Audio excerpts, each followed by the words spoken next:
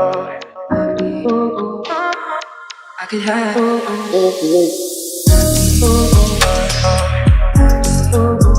Hello friends, welcome to Law and GK. So friends, on this channel we discuss the contents of law and previous year papers of judicial services and other legal exams. And friends, in today's video we are going to discuss the UPSC CBI PP APP and other legal UPSC post exam 2025 which was held on 11th of January 2026. So friends, let's move on to the questions. Question number 1 is President of India may make regulation by virtue of Article 240 of the Constitution of India for peace, progress and good government for which of the following union territories? Puducherry, Lakshadweep, Chandigarh, Dadar and Nagar Haveli, Andaman and Diu. तो ये कर सकते हैं 1, 2 and 4 के लिए. चंडीगढ़ के लिए नहीं मेंशन किया हुआ 240 में, तो क्या रहेगा इसका फिर 1, 2, 4, तो सी इसमें आंसर हो जाएगा. 240 में जो क्लॉज ए है उसमें लिखा हुआ है अंडमान, ठीक है. फिर ये पुडुचेरी क्लॉज ई में है, लक्षद्वीप क्लॉज बी में है, अंडमान एंड दीव ये सी में है. Okay, next is 2. Which one of the following is correct? President of India can seek advisory opinion from the of the Supreme court. From आना चाहिए, ये एग्जाम में गलत मेंशन किया हुआ है. Only on the question which involve interpretation of any provision of constitution of India. ज़रूरी नहीं है, किसी भी लॉ और किसी भी फैक्ट के क्वेश्चन पर जो है वो ओपिनियन ले सकते हैं president under article 143 of constitution. तो ये रॉन्ग हो गया. फिर है in case supreme court has decided A writ petition filed by the Union of India under Article 32 of the Constitution of India, one cannot file it petition again under Article 226 of the Constitution of India. अब यहाँ पर देखिए एक चीज़ mention नहीं की गई. क्या? It petition filed by the Union of India on the same subject matter. ये उनको मेंशन करना चाहिए था, बट ये मेंशन नहीं किया हुआ है यहाँ पर. बट ये somehow this is correct. फिर है the advice given by supreme court of under article 143 of the constitution of India is binding. ये बाइंडिंग नहीं होती, इट्स ओनली एन ओपिनियन. फिर article 32 and 226 of constitution are entirely identical. ये wrong है because 226 is more broader and in terms of nature scope of writ petition, ठीक है ना. तो ये ए सी एंड डी गलत हो गए, तो इसमें ठीक कौन सा है? B. B is the answer. Next question number 3. Consider the following statement regarding fundamental right to reside in and settle in any part of territory of India. It is guaranteed only to citizens of India. Yes, बिल्कुल ठीक है. ये article 19 में mention है. फिर it is subject to reasonable restriction that can be imposed in the interest of only scheduled tribe. only नहीं है. देखिए देखते हैं आर्टिकल 19. तो देखिए ये है आर्टिकल 19 और इसमें जो है to reside and settle in any part of territory of India 19(1)(e). तो इसके लिए हम जाएंगे फिर क्लॉज 5 में, ठीक है. Nothing in this sub clause of the said clause shall affect any operation of any existing law in so far as it imposes or prevent the state from making any law imposing reasonable restriction on exercise of any right conferred by the said sub clause either in the interest of general public or for the protection of interest of any scheduled tribe. तो general public के interest के लिए भी restrictions लग सकती हैं. और कौन लगा सकता है? State. It can be union or it can be a state. तो फिर ये रॉन्ग हो गया, तो लिख लेते हैं 19(1)(e). एंड क्लॉज कौन सी है? ये क्लॉज 5 में मेंशन है 19 के. Reasonable restriction can be impose only by law enacted bye the parliament after commencement of the constitution. ये रॉन्ग हो जाता है बिकॉज स्टेट को पावर दी हुई है, ठीक है ना. तो इसमें only 1 B is the answer. Next is 4. A person to be eligible for election of Vice President of India should be a citizen of India. Yes. Have completed age of 35 years. Yes. Be qualified for election as a member of Council of States. ये बिल्कुल ठीक है. तो सारे ठीक हैं. Article 66 का clause 3 देख सकते हैं आप इसके लिए. तो 1, 2, 3 D is the answer. Next is 5. Under Article 16 of the Constitution of India itself has fixed the maximum limit for reservation in matters relating to employment to any office under the state in favor of. अब देखिए maximum limit कहाँ पर provide की गई है? Article 16 के clause 6 में देख सकते हैं आप. किसके लिए है? फॉर इकोनॉमिकली वीकर सेक्शन के लिए मैक्सिमम 10% मेंशन किया हुआ है, बाकियों के लिए मेंशन नहीं किया हुआ है, तो डी इसमें आंसर हो जाएगा। Next is 6, consider the following statement regarding fundamental rights guaranteed under part 3 of the constitution of India. Right to freedoms guaranteed under article 19 can be suspended in certain cases. ये बिल्कुल ठीक है, emergency के time पर ये हो सकता है अंडर आर्टिकल 359। फिर all fundamental rights can be suspended in certain cases, not all except 20 and 21 they can not be suspended. फिर protection in respect of conviction for the offences can not be suspended, ये बिल्कुल ठीक है, that is article 20, है ना।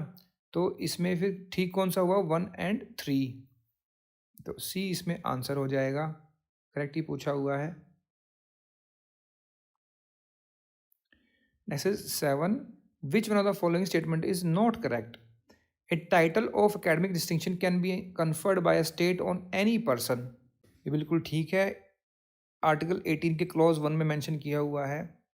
फिर लिखा हुआ no citizen of India shall accept any title from any foreign state, clause 2 में मेंशन किया हुआ है। फिर no person in India shall accept any present emolument or office of any kind from any foreign state.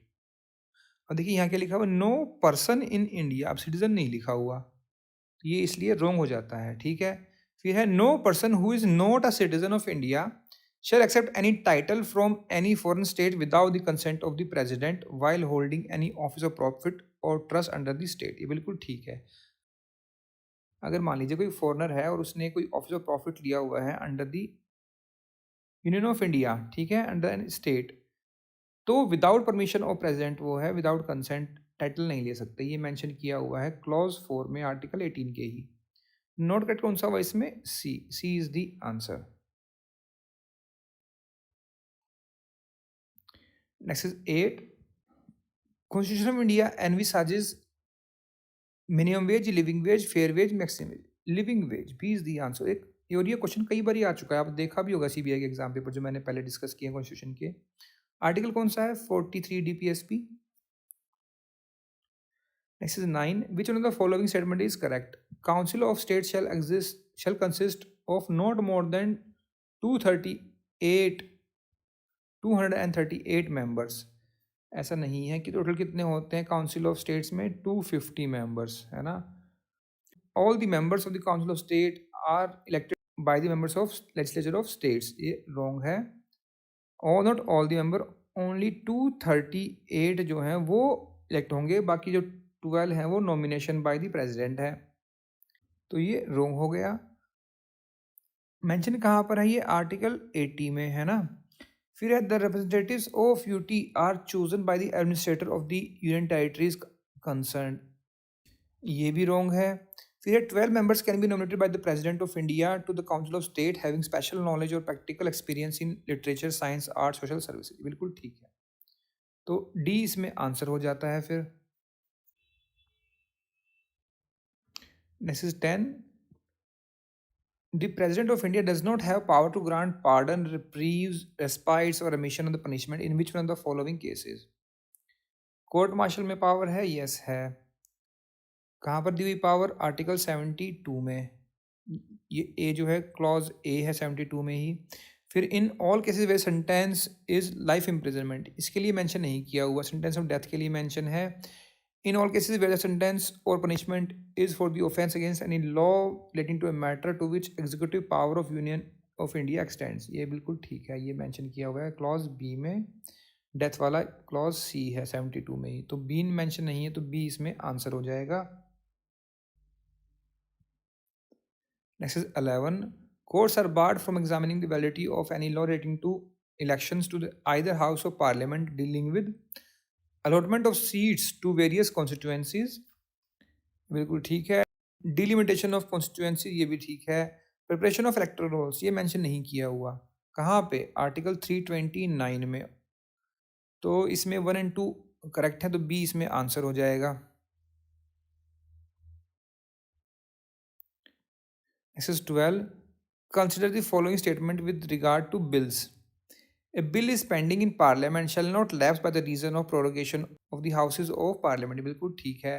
का mention है in article 107 के clause 3 में। फिर है a bill pending in the council of states which has not been passed by the house of people shall not lapse on dissolution of the house of people. ये भी ठीक है, ये mention है क्लॉज 4 में। फिर है a bill having been pass by the house of people is pending in the council of state shall lapse on the dissolution of house of people except as otherwise provided under article 108 of the constitution of India. ये बिल्कुल ठीक है। तो ये mention है clause 5 में of article 107। तीनों ठीक हो गए। 1 2 3 D is the answer. Next is 13. The grounds and procedure for removal of which one of the following is different from the rest? जज ऑफ सुप्रीम कोर्ट के रिमूवल के लिए कहाँ मेंशन किया हुआ है? इन आर्टिकल 124 की क्लोज 4 में। ठीक है। फिर जज ऑफ हाई कोर्ट कहाँ मेंशन है? ये रिमूवल का 217 आर्टिकल के प्रोवाइजो क्लॉज बी में, क्योंकि वहाँ लिखा हुआ है सेम एज जज ऑफ सुप्रीम कोर्ट। फिर है controller and auditor general of India, इसके लिए कहाँ मेंशन किया हुआ है? इन आर्टिकल 148 के 1 में। ठीक है। और क्या लिखा हुआ है? रिमूवल सेम एज जज ऑफ सुप्रीम कोर्ट। फिर इलेक्शन कमिश्नर, इसके लिए मेंशन किया हुआ है आर्टिकल 324 के क्लॉज 5 के प्रोवाइजो 2 में। तो वहाँ लिखा हुआ है on the recommendation of chief election commissioner के रिकमेंडेशन पे इसको हटा सकते हैं, नॉट सेम एज जज ऑफ सुप्रीम कोर्ट। अगर यहाँ पर चीफ इलेक्शन कमिश्नर लिखा होता तो वो सेम एज जज ऑफ सुप्रीम कोर्ट होता, जो कि मेंशन किया हुआ है आर्टिकल 324 के क्लॉज 5 के प्रोवाइजो 1 में। तो इसमें डिफरेंस कौन सा हुआ? फिर D. D is the answer. Next is 14. Which one of the following statement with respect to estimates is not correct? So much of the estimates as relate to expenditure charged upon the consolidated fund of India shall not be submitted to the votes of the parliament. ये बिल्कुल ठीक है। कहाँ mention है ये? In article 113 के clause 1 में। फिर है no discussion is allowed in parliament on the estimates relating to the expenditure charged upon the consolidated fund of India. This is not correct. ठीक है। फिर है so much of estimates are as relates to other expenditure shall be submitted to House of People. ये बिल्कुल ठीक है, ये clause 2 में mention है in article 113. फिर है no demand or grant shall be made except on the recommendation of the President of India. This is clause 3 in article 113. तो wrong कौन सा हुआ फिर? B. B is the answer. Section 15. Joint sitting of both houses of parliament is permissible under the Constitution of India in which one of the following cases? Joint sitting के लिए article कौन सा है? 108. Option क्या है? To consider a bill pass by the house of people but rejected by the council of states. तो यहाँ पर ज्वाइंट सिटिंग कर सकते हैं। फिर to consider proclamation issued under article 356 of the constitution of India. ये रॉन्ग है। देखिए, जब भी कोई इमरजेंसी प्रोक्लेमेशन होती है तो सेपरेट सिटिंग में ही पास करना होता है स्पेशल मेजोरिटी। कहाँ मेंशन किया हुआ है? आर्टिकल 356 के क्लॉज 3 में। ठीक है, तो ये रॉन्ग हो गया।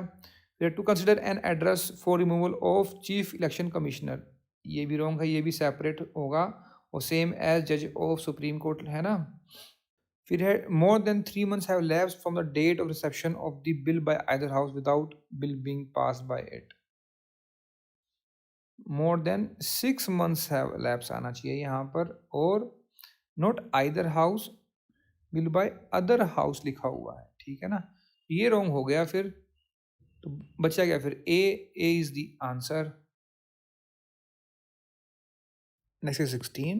Which one of the following statement is not correct? No person can be deprived of his property without authority of law. बिल्कुल ठीक है। कहाँ मेंशन है ये? In article 300A। पहले क्या था? 19(1)(f) था, जो कि बाय द 44th अमेंडमेंट जो है उसको एज अ कॉन्स्टिट्यूशनल राइट बना दिया गया था इंस्टेड ऑफ फंडामेंटल राइट। फिर है a law enacted by parliament providing for acquisition of any land held for the purpose of agriculture shall be void on the ground that the same is inconsistent with the fundamental rights to equality. ये जो है ये wrong statement है। फिर है no tax shall be collected except by the authority of law, ये mention है article 265 में। फिर है the freedom to carry trade, commerce or intercourse throughout the territory of India is not absolute, ये wrong है। इसके लिए आप देखिए आर्टिकल 19 की क्लॉज 6, वहाँ क्या लिखा हुआ है? It is subject to public interest, है ना, और वहाँ पर रीजनेबल रिस्ट्रिक्शंस लगा सकते हैं on the basis of public interest. बिल्कुल ठीक है। तो इसमें रॉन्ग कौन सा हुआ फिर? B is the answer. Next 17, the constitution of India does not prescribe minimum number of members to the legislative assembly of. Goa के लिए देखिए लिखा हुआ है मिनिमम 30 होंगे, वैसे हैं कितने? 40। कौन सा आर्टिकल है? 371 आई। दिल्ली के लिए मेंशन नहीं है। आर्टिकल कौन दिल्ली का? 239 AA। तो आंसर इसमें डी हो गया। मिजोरम के लिए मेंशन है मिनिमम 40 होंगे, ये 371 जी में मेंशन है। फिर अरुणाचल प्रदेश का मेंशन है 371 एच में, कितना? Minimum not less than 30, minimum 30 mention, वैसे कितने हैं? 60। ठीक है, तो 20 में आंसर रहेगा। Next is 18, which of the following statement with regard to the creation of an all India service is are correct? An all India service can be created only by law enacted by parliament, ये बिल्कुल ठीक है। फिर है all India services can be created only in national interest. देखिए ये है article 312, क्या लिखा हुआ है? Voting that it is necessary और एक्सपीडिएंट इन national interest so to do the parliament में, तो ये ठीक है। And all India judicial services shall include all judicial post in the subordinate judiciary, no not lower than the district judiciary mention किया हुआ है। तो 1 and 2 इसमें करेक्ट है, B is the answer. Next is 19. With respect to the election of state legislature, which one of the following is not correct? The legislature of a state has power to make law with regard to all matters relating to elections to the either house of legislature. ये ठीक है, ये mention किया हुआ है article 328 में। फिर legislature of a state has power to make law with respect to preparation of rolls relating to election to either house of the legislature, ये भी ठीक है, 328 में ही मेंशन है ये भी। फिर है legislature of state has absolute power to decide the total number of seats in the legislative assembly and territorial constituency, ये रॉन्ग हो गया। किसके पास पावर है? ये पार्लियामेंट के पास, अंडर आर्टिकल 170। फिर है the power of legislature of state is subject to law made by the parliament, ये बिल्कुल ठीक है। तो ये डी है, ये ओवररूल करता है सी को, सी रॉन्ग हो गया इसमें, तो C is the answer. Next is 20, which one of the following is not correct? The President of India or Governor of State shall not be answerable to any court for the exercise and performance of the powers and duties of his office, ये बिल्कुल ठीक है जी। ये article 361 for राज प्रमुख, president and governors के लिए है ये। फिर है the conduct of president may be brought under review by any court और body appointed by either house of parliament for investigation of a charge under article 61 of the constitution of India, ये ठीक है, ये 361 के proviso 1 में mention किया हुआ है। फिर है a criminal proceedings can be continued against the governor of a state during his term of office if the same had been instituted prior to appointment of governor, ये रॉन्ग है, mention है in clause 2 of article 361, तो wrong हो गया ये। फिर no process of arrest of president और governor of a state shall issue by a court during his term of office, बिल्कुल ठीक है। तो रॉन्ग कौन सा होगा? Not correct, C is the answer. Next 21, the constitution of India protects publication of proceedings of parliament in which one of the following cases? तो publication of substantially true report of any proceedings in a newspaper. फिर है broadcasting substantially true report any proceeding means wireless telegraphy, देखिए mention तो है ये सब। फिर है publication of true report of any proceedings, क्या ये प्रोटेक्टेड है? देखिए अगर आप आर्टिकल 361A देखेंगे तो क्या लिखा हुआ है? पब्लिकेशन और broadcasting of substantially true report of any proceedings except the secret sitting of the either house in a newspaper without malice, ये मेंशन है, तो डी इसमें आंसर हो जाएगा। Next is 22, consider the following statement with regard to the office of vice president of India. The election to the office of vice president must be held within 2 months after it fall vacant by reason of his or her death, resignation or removal or otherwise, ऐसा नहीं है, 2 month mention नहीं है, लिखा हुआ है ASAP, जितना जल्दी हो उतना जल्दी करेंगे। कहाँ मेंशन है? इन आर्टिकल 68 क्लॉज 2 में। फिर है a member of house of people after having been elected as vice president shall be deemed to have vacated his seat in the house of people on the date of his election as, no on the date he enters upon office of vice president, जब elect हो गया और enter कर रहा है उस दिन से वो वैकेट मानी जाएगी सीट हाउस ऑफ पीपल में। कहाँ मेंशन है ये? आर्टिकल 66 के क्लॉज 2 में। फिर है an election to fill a vacancy caused by expiration और term of office of vice president shall be completed before the expiration of term. ये ठीक है। क्या लिखा हुआ? विद इन 60 डेज जो है वो कर लेना है सारा काम। आर्टिकल 68 के 1 में ही मेंशन है ये, है ना? तो इसमें से 1 2 रॉन्ग हो गए, 3 ठीक है, तो 3 only, C is the answer. Next 23, subject to other provision of constitution, the executive power of the union shall extend to the matters with respect to which parliament has power to make law, excluding the matter with respect to which legislature of the state has also power to make law। ये बिल्कुल ठीक है। फिर the exercise of such a right authority jurisdiction as are exercisable by the government of India by virtue of any treaty or agreement। ये बिल्कुल ठीक है। कहाँ मेंशन है? In article 73। दोनों ही ठीक है, both is the answer, C is the answer. Next is 24. Which one of the following is correct? Constitution of India does not contain any special provision with regard to the state of Maharashtra। ये wrong है। Article 371 में महाराष्ट्र और गोवा के लिए special provision है। फिर the ground and procedure for removal of election commissioner is different from one as prescribed in the constitution of India for the removal of member of UPSC. ये बिल्कुल ठीक है। कैसे? इलेक्शन कमीशन का देखिए, अभी हमने क्वेश्चन भी किया था, है ना? तीसरी बार पूछ रहे हैं ये। तो आर्टिकल 324 के क्लॉज 5 के प्रोवाइजो 2 में मेंशन है कि on the recommendation of CEC, chief election commissioner जो है, इलेक्शन कमिश्नर को हटा सकते हैं। यूपीएससी के मेंबर का कैसा होता है? सेम एज ए जज ऑफ सुप्रीम कोर्ट, ठीक है ना? तो ये ठीक है। फिर है article 370 the constitution has been not repeal substituted, तो ये भी रॉन्ग हो गया। फिर है the constitution of India contains express provision for suspension of election commissioner, ये रॉन्ग है। यूपीएससी के मेंबर के लिए लिखा हुआ है suspension, removal and suspension, election commissioner के लिए नहीं लिखा हुआ है, एक्सप्रेस प्रोविजन नहीं है, ठीक है ना? तो ठीक कौन सा हुआ फिर? B is the answer. Next is 25. X is caught red-handed while stealing gold jewelry from the gift of the bride received by her in wedding reception. In their reception, Y, the executive magistrate of the area, was also present. He can himself arrest, yes. Order any person to arrest, yes. Commit him to custody subject to provisions of bail. तो तीनों ही ठीक हैं। ये कहाँ mention किया हुआ है? पहले 44 था सीआरपीसी, अब हो गया 41 इन BNSS। Section 41 BNSS, that is arrest by magistrate, whether judicial or executive doesn't matter, ठीक है ना? तो तीनों ही ठीक है, तो 20 में आंसर हो जाएगा। Next is 26. A police officer X, while investigating on the matter of house trespass, locates a person who looks exactly the same as the person in the video recording that was attached with the complaint, on the basis of which FIR was registered.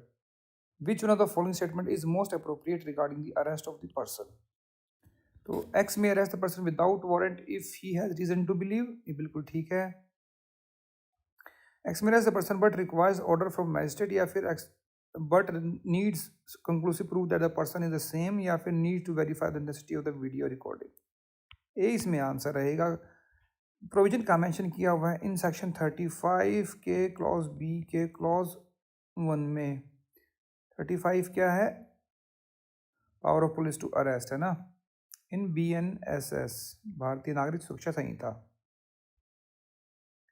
Next is 27. Which of the following parties can file the application for plea bargaining before a court of law under section 290 of BNSS?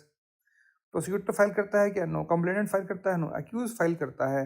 देखिए, पहले जो CRPC था उसमें जो है time period नहीं दिया हुआ था कि कब वो फाइल करेगा, उसमें लिखा होता before the conclusion of trial, है ना? अब इसमें क्या है? Offence with in a period of 30 days from the framing of charges. करना है तो जल्दी कर लो, अदरवाइज उसके बाद नहीं कर पाओगे। प्ली बार्गेनिंग, तो 3 इसमें है, तो B इसमें आंसर रहेगा, 3 only.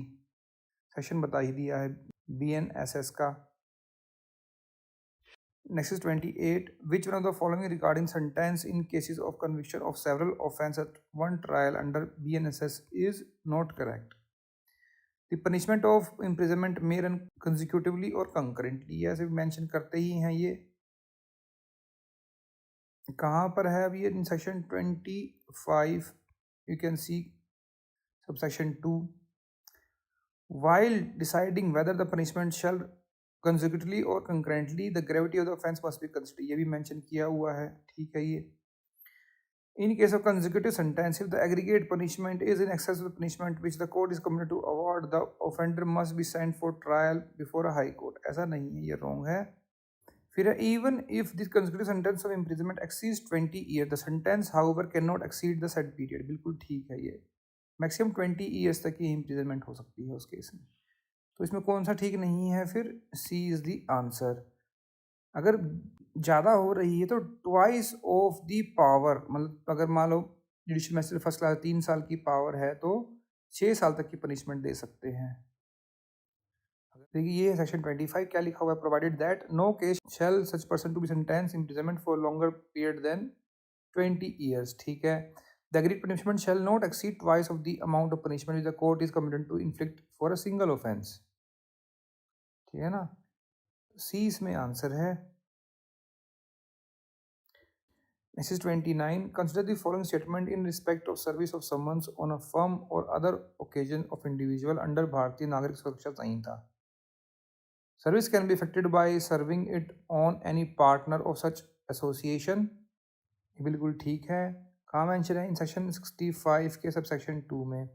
It can effected by letter send through registered post address to a partner, ये भी ठीक है। दोनों ठीक है। Both A and B, C is the answer. Both 1 and 2, C is the answer. Next is 30.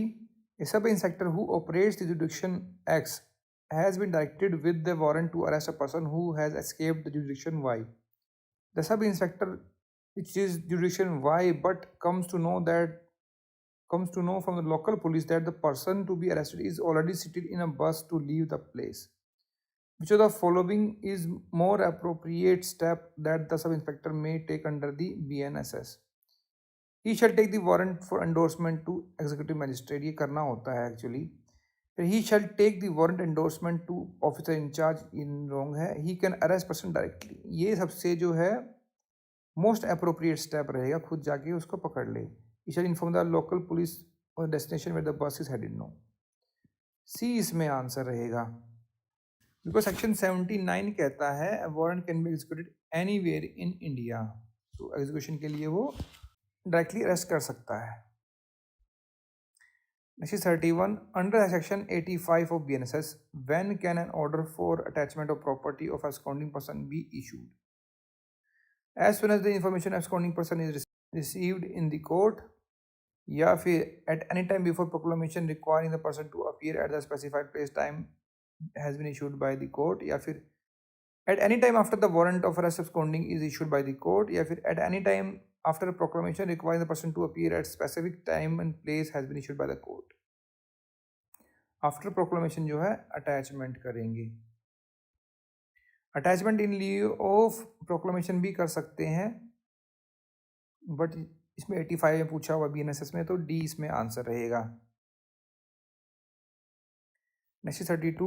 When a person who is bound by any bond or bail bond taken under the BNSS to appear before a court does not appear, the court may issue warrant directing such person be arrested। ये ठीक है।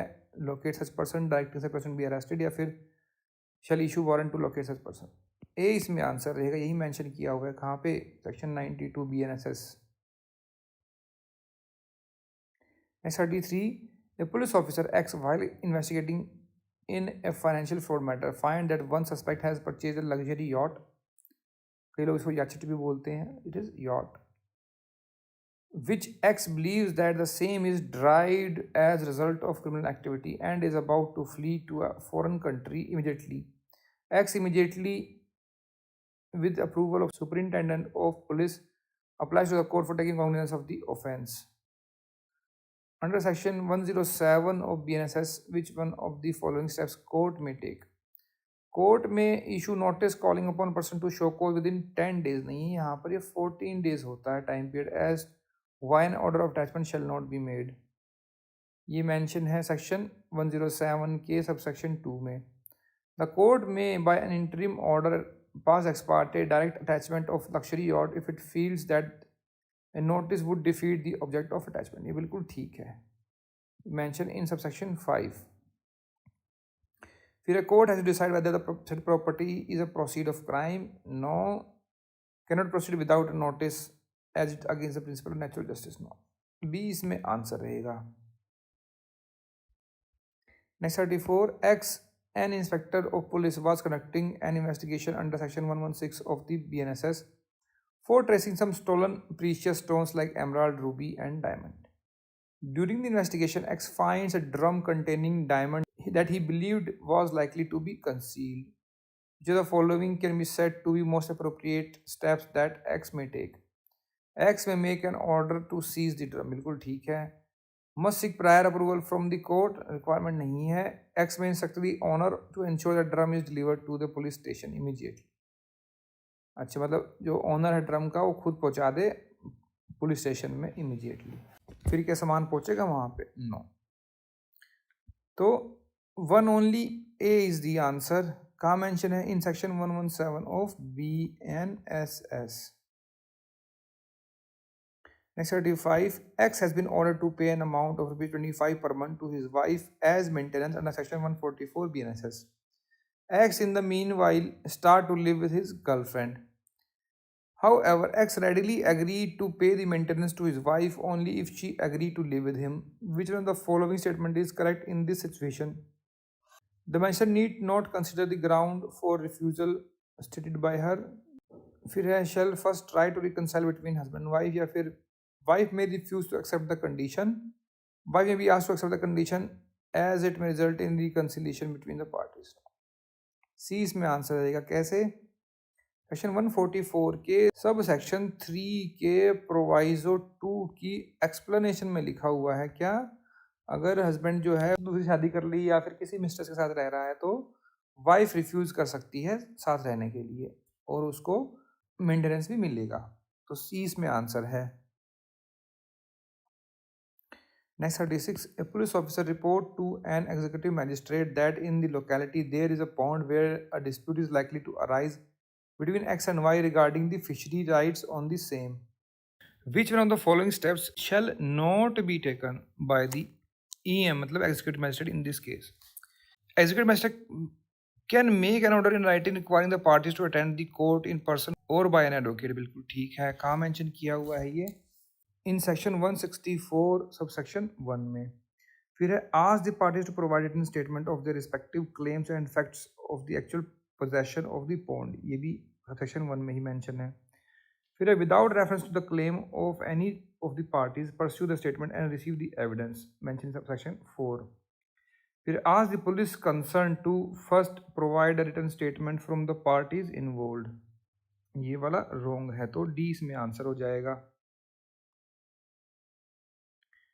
Next is 37. The officer in charge of police station receives information regarding falsification of accounts under BNSS. If such commission is within the limits of such station, the officer in charge can take which one of the following steps? He shall enter the substance of the information in a book to be kept by such officer। ये बिल्कुल ठीक है। कैसे? देखिए, सबसे पहले हम देखेंगे फॉल्सिफिकेशन ऑफ अकाउंट है वो कौन सा ऑफेंस है, कॉग्निजेबल है या फिर नॉन कॉग्निजेबल है। ठीक है, ये सेक्शन 344 है and this is non cognizable offence. Punishment इसमें 7 ईयर्स की है anyways, but this is non cognizable. ठीक है, अब चाहे कॉग्निजेबल चाहे नॉन कॉग्निजेबल हो, ये स्टेप जो है ना, shall enter the substance of information a book to be kept by such officer, ये मेंशन किया हुआ दोनों चीज़ों में, इन FIR 174 एंड 175 NCR में। ठीक है ना। फिर है shall commence the investigation on the matter with without the order of magistrate, ये रॉन्ग है, इसमें with order of the magistrate आना चाहिए। फिर है may commence the investigation and shall have the power to arrest without warrant, ये wrong है, without warrant नहीं कर सकते। फिर may require the informant to be presented before the magistrate within 1 week of the receipt of information, ये भी wrong है। ठीक है ना, तो ए इसमें आंसर रहेगा।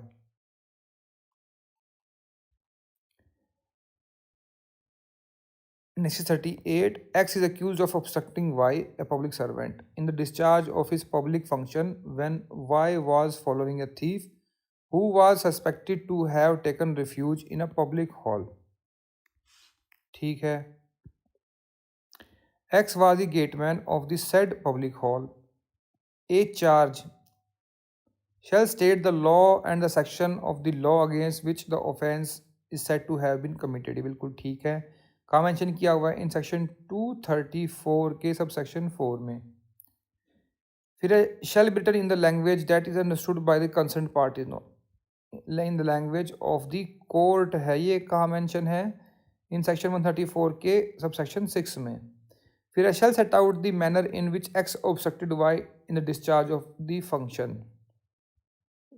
ये ठीक है. ये मेंशन है सेक्शन 236 के इलस्ट्रेशन डी देख सकते हैं इसके लिए आप. तो इसमें 2 गलत हो गया, 1 and 3 आर करेक्ट. तो C is the answer.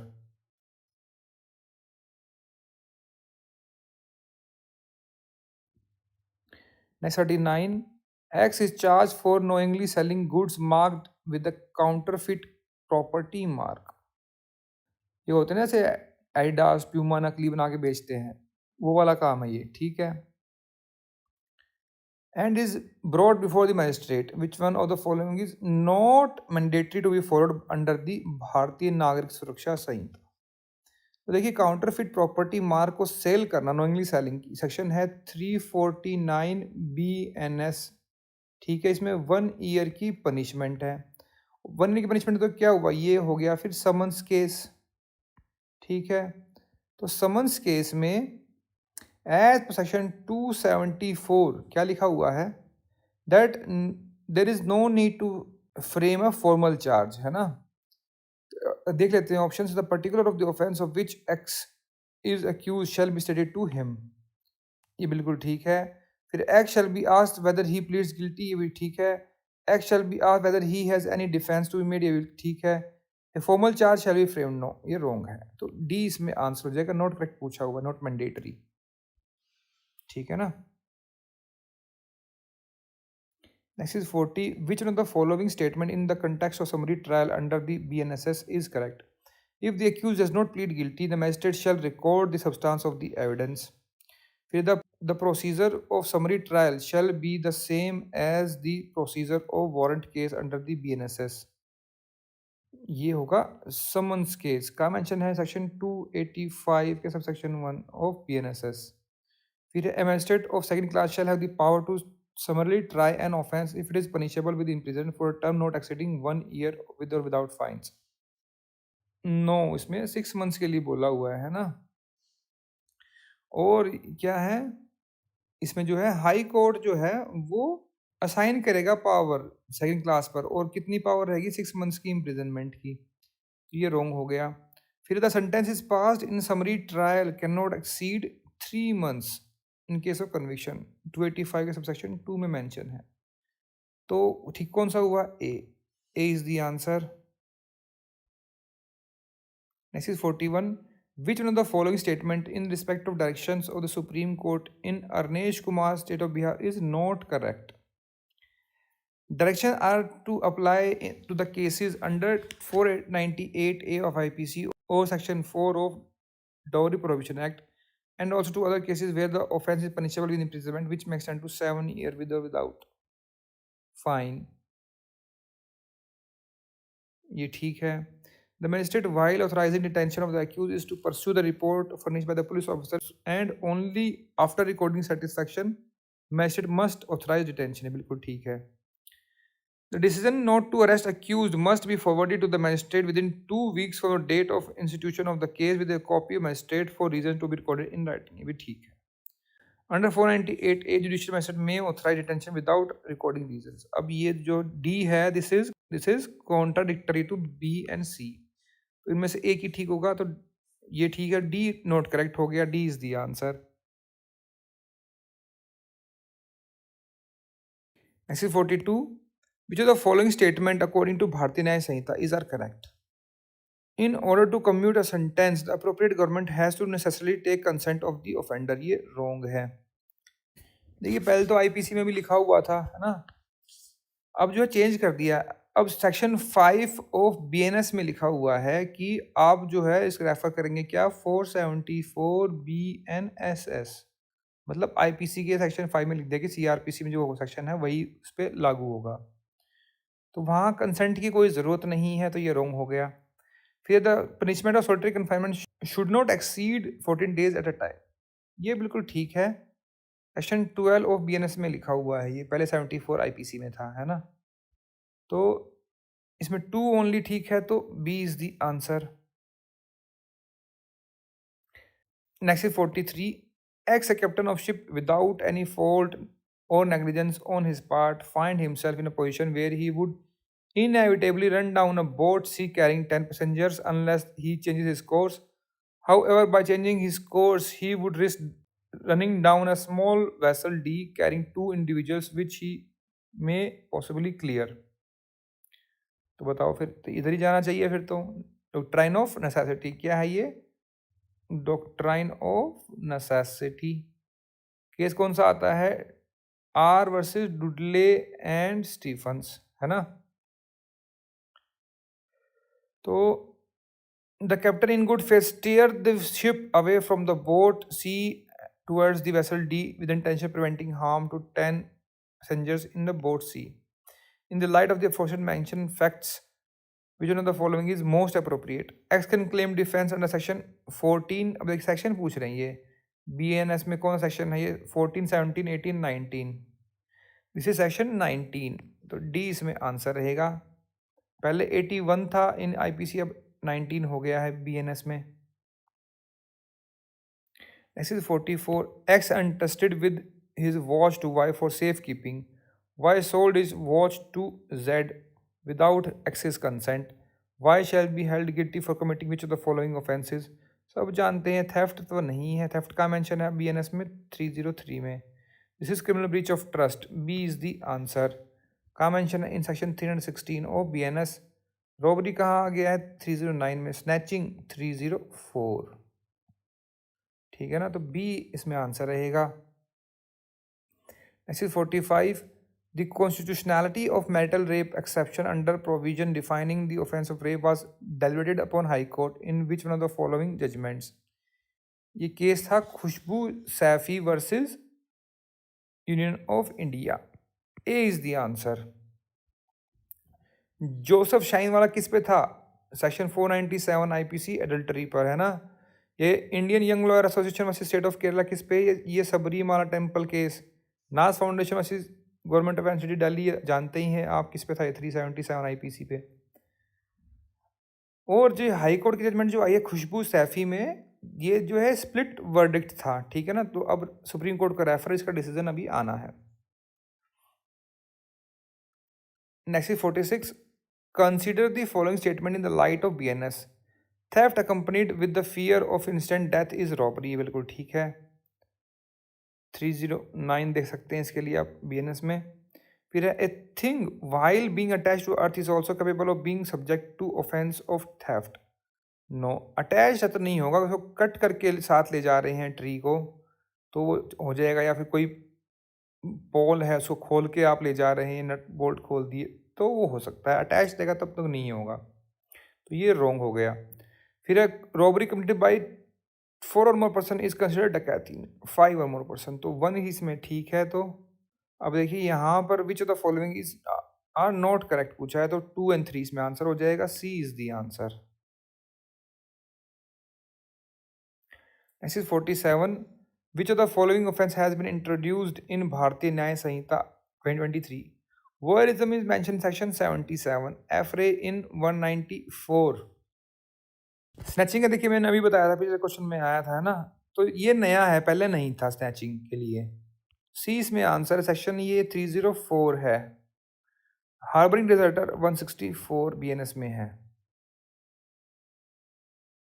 Next is 48, which of the following is are correct? Supreme court of India in Mittu versus state of Punjab held that there is no rational basis for classifying person who commits murder whilst they are on sentence of imprisonment as distinguished from those who commits murder while they are not under the sentence of life imprisonment। ये बिल्कुल ठीक है जी, यही तो हुआ था। According to BNS, whoever being under sentence of imprisonment of life commits murder shall be punished with death. नहीं, ये wrong है. Shall be punished with death or life imprisonment लिखा हुआ है. कहाँ पर? इन सेक्शन 104 ऑफ BNS में. Mithu versus state of Punjab was overruled. It was never overruled. Gian Kaur ने किसको ओवररूल किया था? P Rathinam versus union of India को. It was upon section 309 of IPC. ठीक है ना? तो ये भी रॉन्ग हो गया. तो ओनली वन इज करेक्ट पूछा हुआ है, तो one only B is the answer. Next is 49. A with the intention of murdering B abates C, a child of 11 years, to administer poison to B. C did not commit the act of giving the poison to B. In the light of this, which of the following is most appropriate? A is guilty of abating the offense of culpable homicide amounting to murder. ये बिल्कुल ठीक है.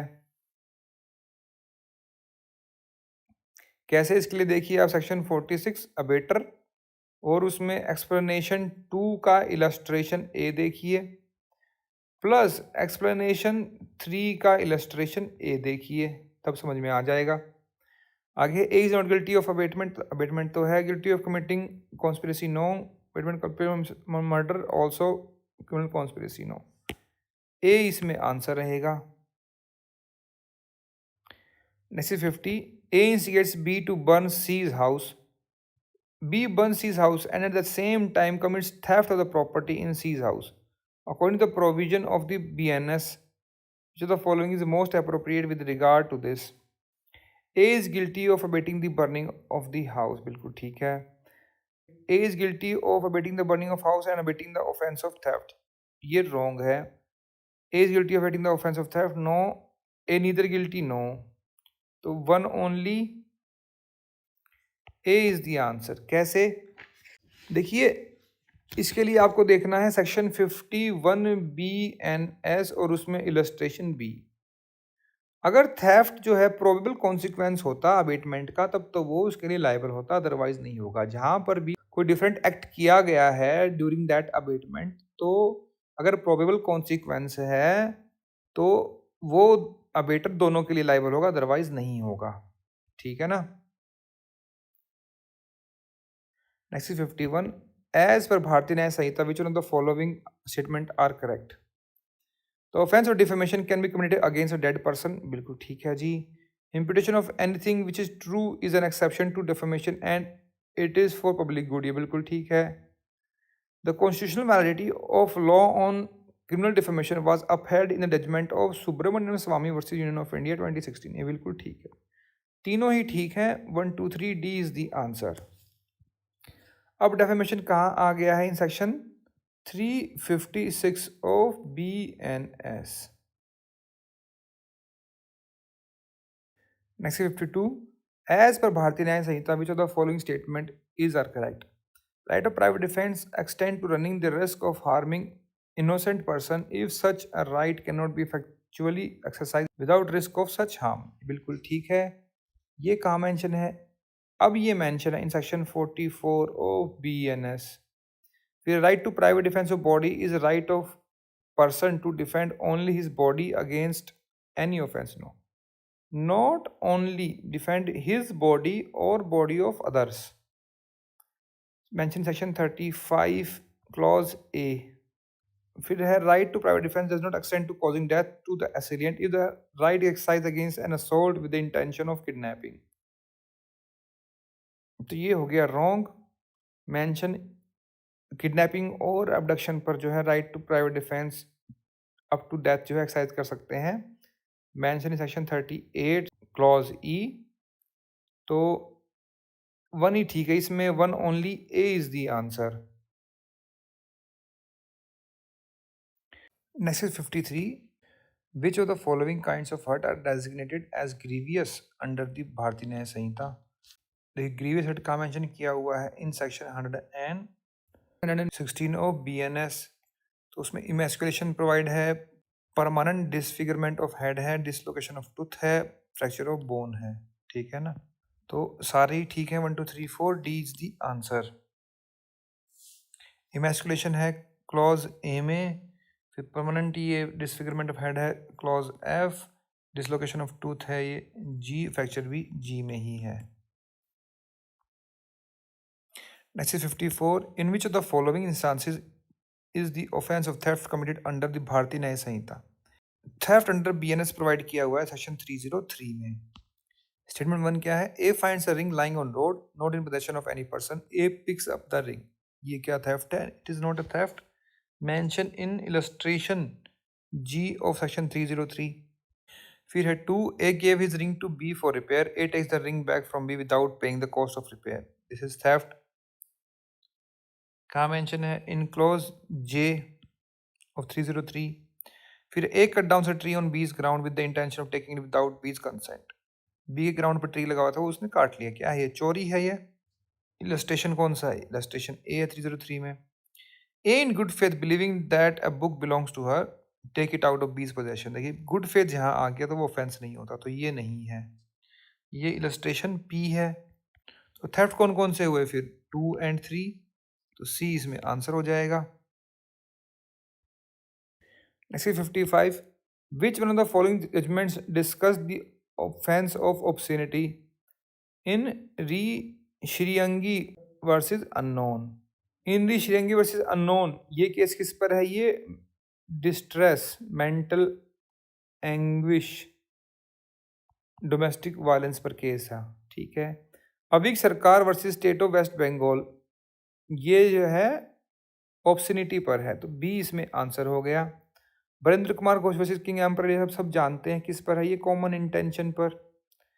फिर है शंभू भाई रायसंग भाई Padiyar versus state of Gujarat, ये case किस पर था?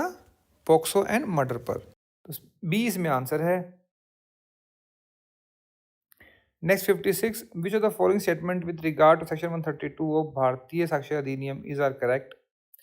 A client approaches his advocate B requesting him to defend him in a case of forgery committed by him. This communication is not protected from disclosure. ये wrong है, this is protected.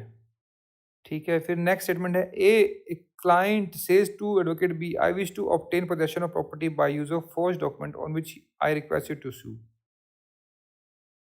The communication is not protected, तो दोनों ही wrong हो गए, neither one nor two, कोई correct नहीं है, तो डी इसमें आंसर हो गया। क्वेश्चन बता ही दिया 132। Next 57, consider the following statement with regard to the existence of course of business when relevant under section 14 of Bharatiya Saksha Adhiniyam.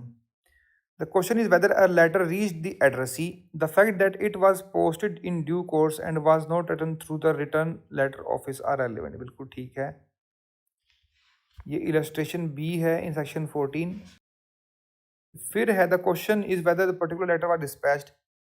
The fact that it was the ordinary course of business for all letters put in a certain place to be carried to the post is relevant, but that particular letter was put in the place is not relevant. ये is also relevant, ये wrong हो गया. This is illustration A in section 14. तो one only A is the answer.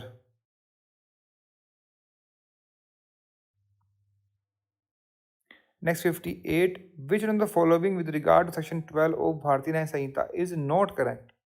A fact relevant as showing the existence of a particular matter of mind must show that the state of mind exists generally. Exist not generally होना चाहिए, तो ये wrong हो गया. Whereupon a trial of person accused of an offence, the previous commission by an accused of an offence is relevant. The previous conviction of such person also be relevant fact. बिल्कुल ठीक है. Section 12 में ये first statement explanation 1 है and this is explanation 2 in section 12 itself. फिर है A is charged with shooting B with intent to kill him. In order to show A's intent, the fact that A having previously shot B may be proved. बिल्कुल ठीक है. This is illustration I in section 12. फिर है the fact showing the existence of any effect of mind towards any particular person are relevant when the existence of any such mind is relevant. ये बिल्कुल ठीक है, ये section 12 ही है. इसमें note correct कौन सा हुआ फिर? A. A is the answer. Next is 59. The verbal statement of relevant fact made by a person who is dead is not in itself relevant fact in which of the following cases. A question whether A, who is dead, was the father of B. A statement by A that B was his son is a relevant fact. बिल्कुल ठीक है. Section 26 है ये और उसमें ये illustration के है. फिर है B, the question is what is the price of grain on a particular day in the market. A statement of the price made a deceased made by आना चाहिए इधर है ना. Deceased business person in ordinary course of his business is a relevant fact. बिल्कुल ठीक है. This is illustration J in section 26. फिर है C, the question is whether a given road in a public way is a public way. फिर A statement by A deceased headman of the village, the road was public is a relevant fact. ये बिल्कुल ठीक है. This is illustration I. फिर है the statement relates to the existence of any relationship by blood marriage adoption between the person as to whose relationship by blood marriage adoption of the person making the statement had special means of knowledge irrespective of whether the statement was made before or after the question in dispute was raised. ये knowledge irrespective of नहीं आएगा यहाँ पे, ठीक है. तो ये जो है बिफोर द डिस्प्यूट होना चाहिए और आफ्टर जो है इसमें नहीं आएगा. आफ्टर डिस्प्यूट नहीं होना चाहिए. सेक्शन 26 के क्लॉज ई में मेंशन किया हुआ है, ठीक है ना. तो यही रॉन्ग हो गया, तो फिर D is the answer. Next is 60. A question arises before the court regarding the existence of a right or custom where X claims fishery lies in a particular pond. Under BNS, which of the following is considered as relevant fact? A mortgage of the fishery by X's father, irrelevant fact है. Section 11 illustration देख सकते हैं इसके आप. फिर X has other such rights over 3 other ponds in the adjacent village. ये कैसे होगा? मैं वो कह रहा है कि 3 गांव में और है मेरे पास ये फिश पॉन्ड्स, तो उससे क्या फ़र्क पड़ता है? उससे ये प्रूव थोड़ी होगा कि भाई इस गांव का भी तेरे पास ही है. फिर है instances where X's father exercise such right. ये हो सकता है रेलेवेंट, ठीक है. ओनली रेलेवेंट है, प्रूफ नहीं होता इससे ये. तो रेलेवेंसी और प्रूफ में बहुत बड़ा डिफरेंस है, ठीक है ना. तो 1 and 3 इसमें करेक्ट हो जाएंगे. सी इज द आंसर. सेक्शन बताई दिया, सेक्शन 11 है. Next is 62. In Chetan versus State of Karnataka decided on 30th May 2025, the Supreme Court dealt with which one of the following issues? Conviction based on complete chain of circumstantial evidence. यही है जी, ये ही इसमें answer हो जाएगा. Circumstantial evidence last seen theory पर है case ये, Chetan versus state of Karnataka. 63. Which one of the following statement regarding the examination of witness under Bharatiya Sakshi Adhiniyam is not correct? The court may, if it deems fit, draw from the witness's refusal to answer any question the inference that the answer if given would be unfavorable. ये ठीक है. कहाँ mention किया हुआ है ये mention है section 151 के सबसेक्शन 2 के क्लॉज डी में. फिर है leading question shall not be asked, may be asked in examination, mention in section 146 of BSA. फिर है कोर्ट में forbid any question which it regards as indecent although such question may have some bearing on the question before court unless they relates to fact issue. This is section 154, ठीक है. फिर है the court shall forbid any question which it feels to B needlessly offensive in form even though it may be proper in itself. Section is 155 of BSA. तो not correct कौन सा हुआ फिर? B is the answer.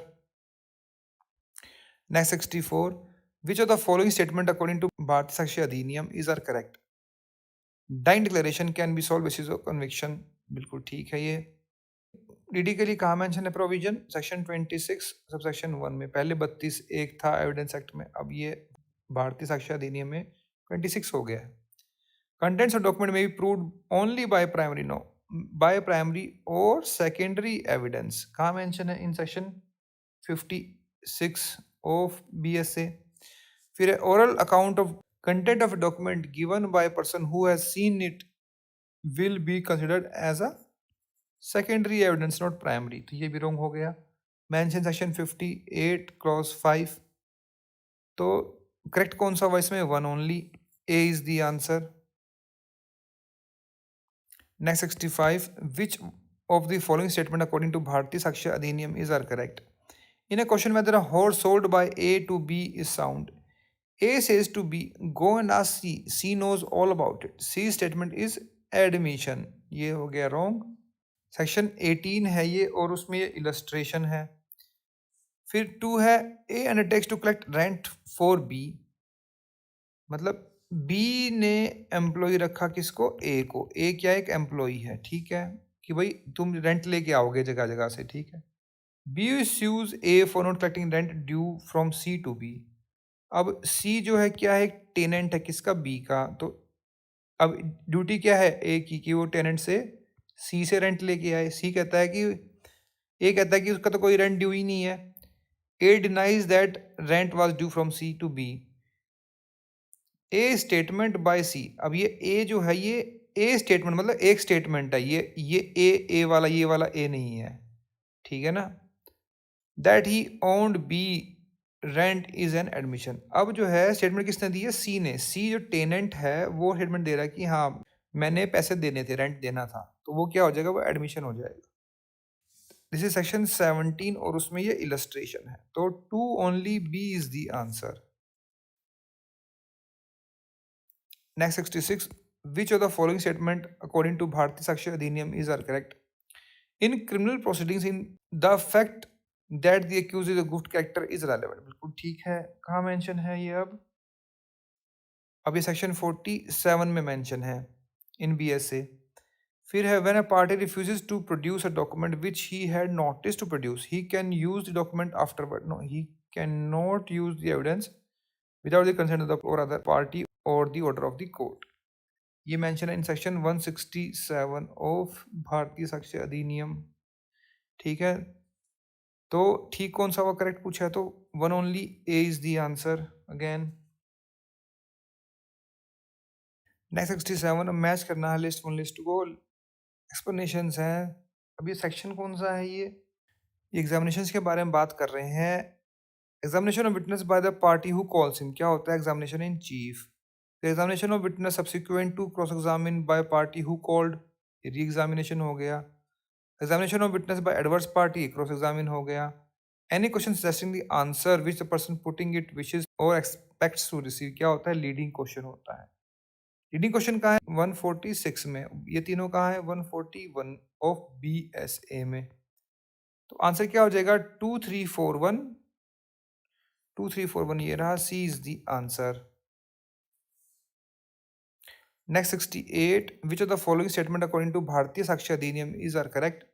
When the question is whether a person shown in the possession of a house is its owner, the burden of proving that he is not the owner is on the person who affirms that he is not the owner. बिल्कुल ठीक है। ये कहाँ provide किया हुआ है? ये पहले 110 था इन एविडेंस एक्ट, अब हो गया सेक्शन 113 इन BSA।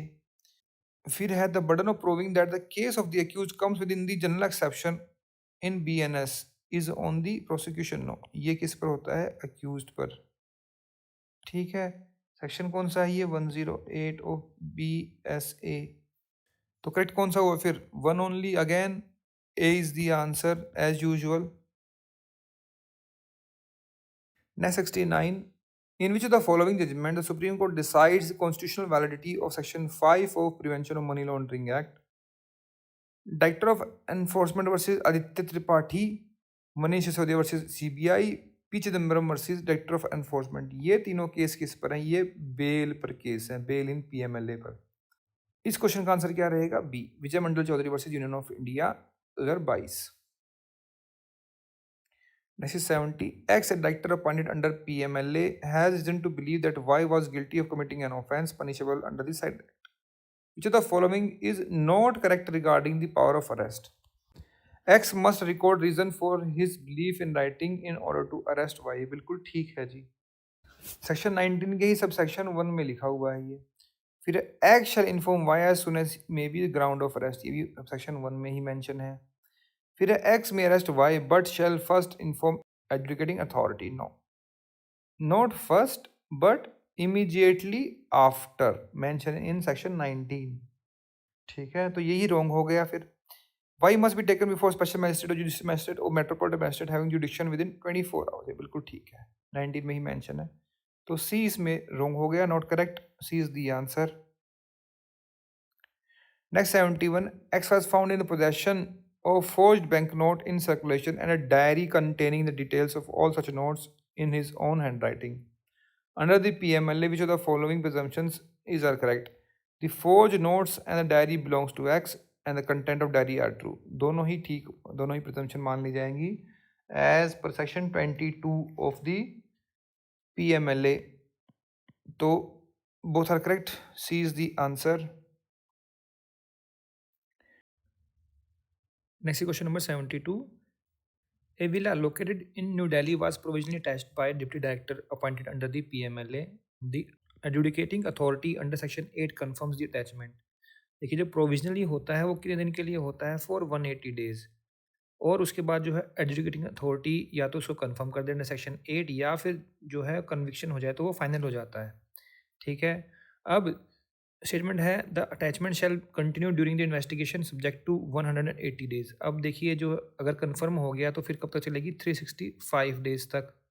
फिर उसके बियॉन्ड करना है, फिर से ऑर्डर निकालना पड़ेगा। ठीक है, तो फिर ये स्टेटमेंट हो गई रॉन्ग। फिर the attachment shell become final after the provisional attachment has continued for 365 days, ये रॉन्ग हो जाता है। कैसे? इसके लिए आप देख सकते हैं सेक्शन 8 सब सेक्शन 3, ये है ए एंड क्लॉज बी, तो ये दोनों ही स्टेटमेंट रॉन्ग हो जाती हैं। तो neither 1 nor 2, D is the answer. Next is 73. When a property is confiscated under Chapter 3 of PMLA, which one of the following is not correct regarding the power of management of such property? The central government may appoint officer to perform functions of an administrator, ये बिल्कुल ठीक है। The appointment of administrator must be made through an order that is published in official gazette, दोनों ही ठीक हैं, ये mention in section 10 subsection 1 of PMLA। फिर the administrator is appointed by the director under the act, ये wrong है, central government ही appoint कर रही है। Shall receive and manage the property, ये ठीक है, mention in section 10 sub section 2। तो रॉन्ग कौन सा हुआ फिर इसमें? Not correct, C is the answer. Next 74, consider the following statement in respect of sweat equity shares under the companies act. The issue of such shares must be approved by company by passing a resolution requiring special notice, ये बिल्कुल ठीक है। Sweat equity shares की definition कहाँ provide की हुई है? In section 2 subsection 88 या फिर क्लॉज 88 जो भी बोलना चाहें आप, ठीक है ना। फिर ये प्रोविजन कहाँ प्रोवाइड किया हुआ है स्वेट इक्विटी शेयर्स इशू करने का? इन सेक्शन 54 स्टेटमेंट 1 जो है ये सब सेक्शन 1 है। फिर है the resolution to issue sweat equity shares among the other requirements must specify the current market price of share, बिल्कुल ठीक है जी, ये क्लॉज बी है। फर्स्ट वाला क्लॉज ए है इन सब सेक्शन 1। फिर है where the equity share of company listed on recognised stock exchange the sweat equity share has to be issued according to the SEBI issue of sweat equity shares regulation 2021, ये वाला जो है wrong है, ठीक है ना। तो 1 and 2 करेक्ट पूछा है, A is the answer. Next 75, which one of the following preconditions is mandatory for a company limited by guarantee to reduce is share capital under section 66 of companies act? The application by the company must be confirmed by the tribunal, ये बिल्कुल ठीक है। Resolution must be pass regarding election of board of directors by the board of director, नहीं चलेगा। Application by the company must be confirm by the ROC, no. Ordinary resolution, no. Tribunal से confirmation चाहिए पहले, ठीक है ना। और क्या चाहिए फिर? Plus special resolution, not ordinary resolution. और ट्राइब्यूनल क्या होती है? NCLT, national company law tribunal. कहाँ मेंशन है? In section 408 of companies act. तो ए इसमें आंसर रहेगा। सेक्शन ए इसमें बता ही दिया प्रोविजन इस क्वेश्चन का। Next is 76. The power of a company to purchase its own share under Companies Act is subject to which one of the following conditions? The buyback is 25% allowed है और less aggregate paid up capital of reserve of the company. 40% ये wrong हो गया फिर से। और ये mention कहाँ है? इन सेक्शन 68 सब सेक्शन 2 के क्लॉज सी में। फिर the ratio of aggregate of secured unsecured debt owed by the company after buyback must not be more than half of the capital. No, must not be more than twice of the capital and its free reserve. तो D इसमें correct हो गया, D is the answer. और ये clause D है section 68 sub section 2 में। Next is 77. An extraordinary general meeting of a company under the Companies Act can be called by the board on the question made by such number of members having not less than 1/4 or 1/3 of total voting power. No. Who holds not less than half? No. Not less than 1/10 of the paid up share capital of company carrying right of voting. D इसमें answer है। कहाँ mention है? और ये in section 100 of companies act. Next 78. Which one of the following statement with respect to the contents of minutes of proceedings of a general meeting of Board of Director under Companies Act is not correct? It shall contain a fair and correct summary of proceedings. देखिए minutes की बात कर रहे हैं, जो board meeting होती है ना उसके मिनट्स की, तो ये बिल्कुल ठीक है। ये statement A mention in section 118 sub section 2। फिर है ये the name of director who have not attended, no, who have attended the meeting must be recorded. जो प्रेजेंट है उनकी ही अटेंडेंस लगेगी। ये रॉन्ग हो गया। सब सेक्शन 4 के क्लॉज ए में मेंशन है इन सेक्शन 118 में, ठीक है। फिर the minute shall be sign by all the concern within इन 30 डेज ऑफ इट्स कंक्लूजन, ये बिल्कुल ठीक है। सब सेक्शन 1 है ये। The appointment made at the meeting shall be included, ये बिल्कुल ठीक है। This is sub section 3। Wrong क्या हुआ फिर? B, B is the answer. 79. Which one of the following statement regarding declaration of dividend by company under the Companies Act is not correct? Not correct पूछा है यहाँ पर। Dividend can be declared and paid out of money provided by the central government for payment of dividend in pursuance of guarantee given by the government, ये बिल्कुल ठीक है जी। Mention section 123 subsection 1 clause B। फिर है before declaration of dividend in financial year the company can transfer profit to reserve of the company, ये बिल्कुल ठीक है। ये बी के ही प्रोवाइजो 1 में लिखा हुआ है। फिर है dividend can be declared and paid out of free reserves of the company, ये भी ठीक है। ये प्रोवाइजो 3 में लिखा हुआ है 123 सबसेक्शन 1 के क्लॉज बी में। फिर dividends are to be paid to the registered as well as non registered share holder, non registered को क्यों देंगे? फिर ये रॉन्ग हो गया, तो नोट करेक्ट पूछा है, डी इज द आंसर। ये सब सेक्शन 5 में मेंशन है in section 123। Next is 80. Which one of the following is not a source of funding under Investor Education Protection Fund under Companies Act? ये IEPF कहाँ provide किया हुआ है? In section 125 of companies act. Redemption amount of preference share remaining unpaid unclaimed for 7 year और more होता है 125 के subsection 2 के क्लॉज एम में मेंशन है ये। फिर मैच्योर्ड डिवेंचर विद कंपनीज, ये क्लॉज जे है, ये बिल्कुल ठीक है। इंटरेस्ट और other income received out of investment made from IEPF, ये क्लॉज एफ है। फिर mature deposit with companies other than banking companies, ये क्लॉज आई है। तो कौन सा गलत है इसमें? A is the answer. Next 81. Consider the following statement in respect of corporate social responsibility CSR under companies act. The CSR committee of a company must have at least 2 independent directors, at least 1 होना चाहिए, 1 independent. 3 director हो सकते हैं minimum, ठीक है। 3 और मोर लिखा हुआ है कहाँ पर? In section 135 of companies act में, इसी सब सेक्शन 1। फिर the CSR committee must ensure the company undertakes CSR policies, बिल्कुल ठीक है। सब सेक्शन 3 का क्लॉज ए है ये। फिर है a company must give preference to local areas and areas around it where it operates for spending amount embarked for CSR activities, ये बिल्कुल ठीक है। तो 2 और 3 इसमें करेक्ट हुए। फिर करेक्ट पूछा हुआ है, तो सी इसमें आंसर हो गया। Next is 82. with regard to the performance of duties by the auditors under the Companies Act, an auditor is not entitled to which one of the following matters? Auditor के बारे में कहाँ प्रोवाइड किया हुआ है? In section 143 of companies act.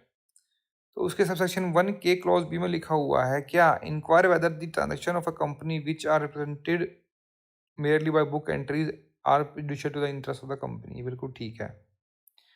फिर उसी clause ई में क्या लिखा हुआ है? Inquire whether personal expenses have been charge to revenue account. बिल्कुल ठीक है। Provide actual services to the company, ये रॉन्ग है। इंक्वायर वेदर द लोन और advances made by the company have been shown in as deposit, से बिल्कुल ठीक है। This is clause D in 143। तो नॉट करेक्ट पूछा तो सी इसमें आंसर हो गया। Next is 83। Consider the following statement relating to director identification number DIN. Every individual intending to be appointed as director of a company must apply for allotment of DIN before central government। बिल्कुल ठीक है जी। कहाँ mention किया हुआ है ये? In section 153 में। फिर DIN is to be allotted within 1 month from the receipt of such application। कहाँ मेंशन है? In section 154 of Companies Act। फिर every person or company while furnishing any return under the act must mention the DIN if such return pertain to any director। बिल्कुल ठीक है। इस section 158 of companies act. तो 1 and 3 are correct. B is the answer. Next 84। Which one of the following statement regarding the power to compromise or make arrangement with creditor or member under section 230 of Companies Act is not correct? A है where an application is made by a company or any other person before a tribunal, it must disclose the reduction of share capital by way of affidavit। बिल्कुल ठीक है। ये कहाँ mention है? Section 230 के subsection 2 में। फिर है where the tribunal order a meeting, the notice of the same must be sent to all the creditors। बिल्कुल ठीक है। सबसेक्शन 3 है ये। फिर है where tribunal orders a meeting majority of person representing 2/3 of value of creditors। 2/3 नहीं, 3/4 चाहिए। Must agree to the compromise और अरेंजमेंट। तो ये रॉन्ग हो गया यहाँ पे। Mention in subsection 6 any compromise और अरेंजमेंट में include take over offer. This is subsection 11। तो रॉन्ग कौन सा हुआ फिर? Not correct. C is the answer. Next 85। Which one of the following statement in context of registration of a scheme of merger और amalgamation under companies Act is correct? On receipt of a scheme, the registrar or official liquidator has no objection. It must be registered by central government and the confirmation must be issued। ये बिल्कुल ठीक है जी। कहाँ mention किया हुआ है ये? In section 233 के सबसेक्शन 3 में। फिर on receipt of a scheme, if the registrar or official liquidator has any objection, the same must be communicated to the central government within a period of 30 days। 15 days नहीं है, तो ये wrong हो गया। This is subsection 4। फिर after registration of a scheme the legal proceedings by और against a transferee company pending before the court, ये transferor company आना चाहिए। Shall be continued by against the transferee company, तो ये भी रॉन्ग हो गया।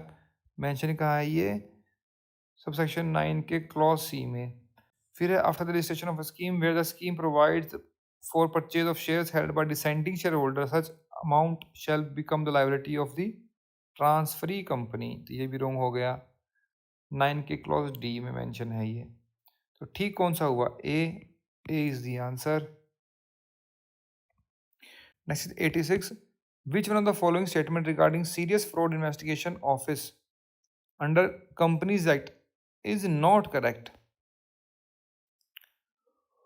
सीरियस फ्रॉड इन्वेस्टिगेशन की डेफिनेशन कहाँ प्रोवाइड की हुई है? इन सेक्शन 2 सबसेक्शन 83 में। ठीक है। The SFIO is establish by central government to investigate frauds and to company. बिल्कुल ठीक है जी। सबसेक्शन 1 है किसका? सेक्शन 211 का subsection 1। C4 is to be headed by a person who shall be an officer not below rank of joint secretary of government of India, not secretary। ये wrong हो गया। This is mention in subsection 3।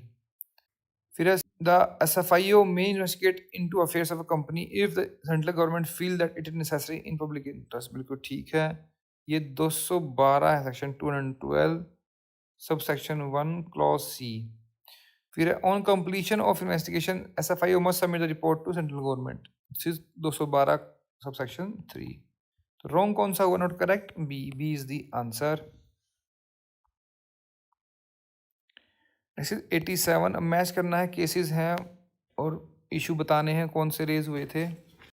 ये कोटला वेंकट स्वामी versus चिंता रामामूर्ति 1934 की judgement है। किस पर थी? ये डॉक्ट्राइन ऑफ इंडोर मैनेजमेंट पर।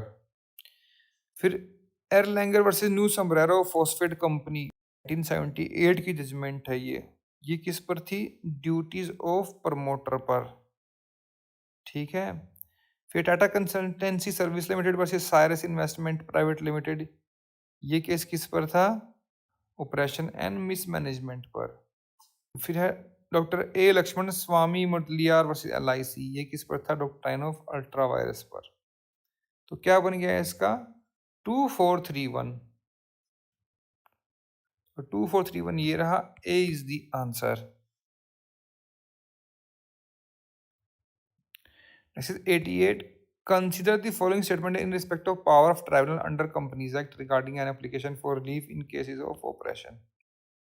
If the tribunal is of the opinion that a company's affairs have been conducted in a manner oppressive to any member, it may make such order as it think fit.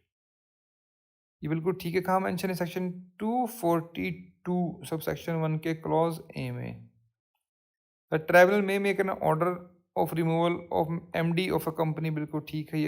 ये 242 में ही sub section 2 में clause H है। फिर है tribunal में make an order regarding purchase of shares of any member by other members of the company. कहाँ mention है? ये सब सेक्शन 2 के क्लॉज B में मेंशन है। तो 1 2 3 तीनों ही करेक्ट हो गई है, तो फिर डी इसमें आंसर हो जाएगा 1 2 3। Next is 89। In central bureau in CBI bank securities and fraud cell versus Ramesh Gelli, the Supreme Court dealt with which one of the following issues under the PC Act. तो ये केस किस पर था?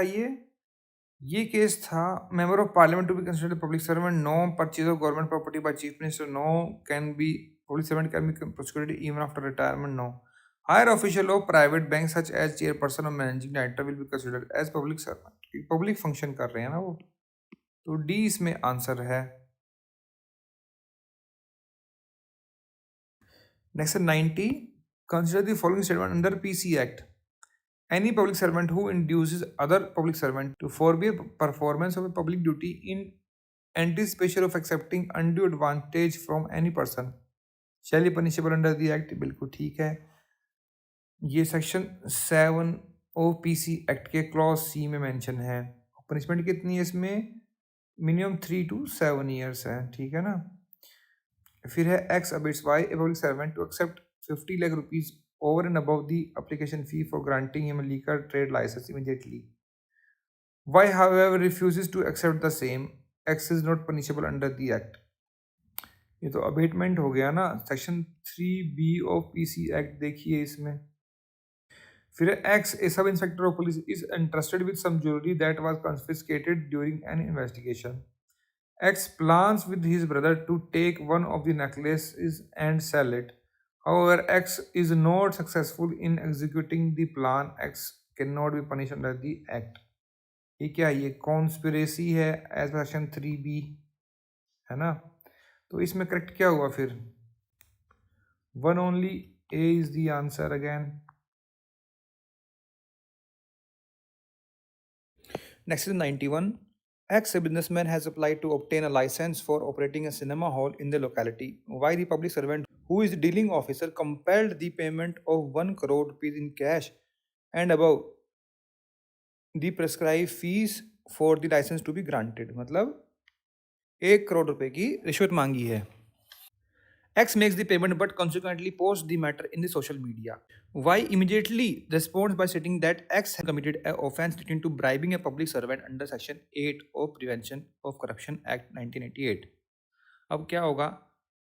रिश्वत मांगी, दे दी उसने, ठीक है, लेकिन उसके बाद सोशल मीडिया पे पोस्ट कर दिया। और जो वाई है वो भी निकल के आ रहा है कि उसने ब्राइब किया है पब्लिक सर्वेंट को, मतलब देखिए वो भी जो है मान रहा है कि ब्राइब कर दिया। उसके बाद क्या हुआ देखिए, act shall be punishable as his action is legally and ethically incorrect. Act shall be punishable as he did not report the matter to the law enforcement authority, या फिर act shall not be punishable as he was compelled to make the payment, या फिर act shall not be punishable as he brought the matter out in public. देखिए इसमें क्या लिखा हुआ है, अगर आप सेक्शन 8 ऑफ पीसी एक्ट देखेंगे तो उसमें सब सेक्शन 1 के प्रोवाइजो 1 में लिखा हुआ है कि अगर कंपेल किया गया है तो वो पनिशेबल नहीं होगा, पहली बात। लेकिन प्रोवाइजो 2 कहता है कि उसको 1 वीक के अंदर जो है रिपोर्ट करना है पब्लिक अथॉरिटीज को, एनफोर्समेंट अथॉरिटी को। देखिए यहाँ पे लिखा हुआ ना, as did not report matter to the law enforcement authority, तो इसने ये नहीं किया, सोशल मीडिया पे पोस्ट किया है ओनली, तो he can be punished. B would be the answer. अगर प्रोवाइजो 1 देखेंगे तो सी आंसर होगा, लेकिन वहां पर कंडीशन लगी हुई है क्या, प्रोवाइजो 2 की, प्रोवाइडेड दैट लिखा हुआ है स्पेसिफिकली, ठीक है ना, कि रिपोर्ट करना है 1 वीक के अंदर, और वो क्वेश्चन में मेंशन नहीं है, तो he can be punish for abetment. B is the answer. Next is 92. X is a partner in a partnership firm which is formed in Singapore but also carries on certain business in India for obtaining certain trade clearances. X visits the local municipal corporation and offers to pay premium price on behalf of firm if the officer agreed to provide clearance immediately. काम जल्दी कराने के लिए पैसे दे रहे हैं। In this situation under the PC Act, X shall not be punishable as he is a partner of firm formed in Singapore. ये wrong है। Only X shall be punishable for offering bribe to a public servant and the partnership firm is not punishable.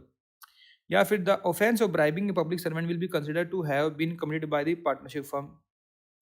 या फिर no offense is committed as only offer to make payment was made, the payment was not done.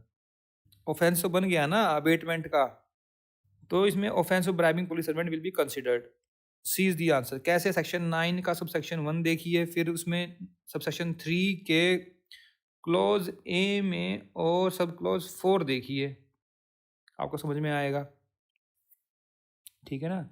उसमें लिखा हुआ है कि firm चाहे बाहर की हो पर काम अगर इंडिया में कर रही है और इंडिया में अगर ऐसा कोई पीसी एक्ट में कोई ऑफेंस किया है तो वो लाइबल होगा।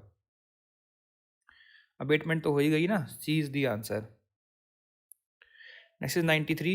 Which one of the following was not discussed by Supreme Court in State of Lokayut Police Devangere versus CB Nagaraj decided on 19 May 2025?